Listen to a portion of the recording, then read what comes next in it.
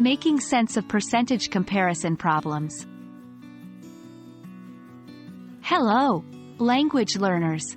Welcome to our new video where we tackle a key concept in learning English numeracy: percentage comparison problems. These problems often pop up in everyday life, from comparing discounts at a shopping sale to evaluating changes in your test scores. Don't worry if it sounds complicated. We'll break it down and make sense of it together. Before we dive into comparison problems, let's ensure we're clear on what a percentage is. A percentage is a number or ratio expressed as a fraction of 100.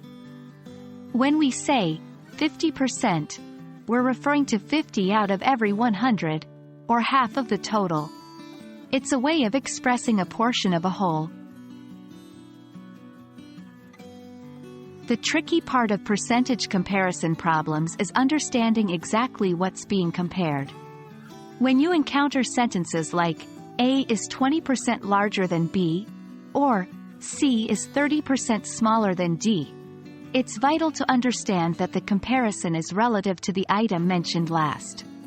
For example, if we say, a city has 20% more trees than another city, it means the first city has 20 more trees out of every 100 trees in the second city. Now that we understand the language used, let's look at how to solve these problems. Let's take an example. A jacket costs $80, which is 25% more than a shirt. How much does the shirt cost? Here, we need to find the original price of the shirt. Step 1.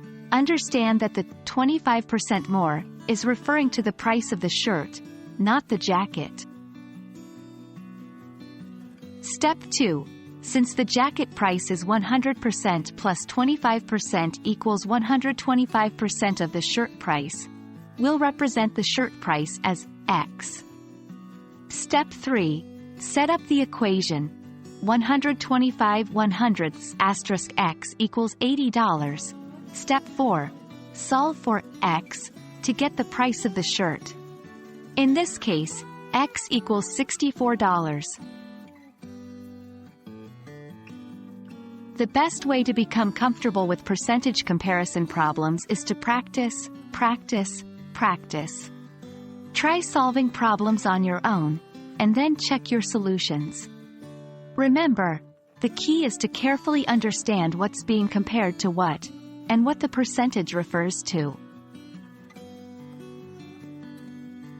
And that's it, folks.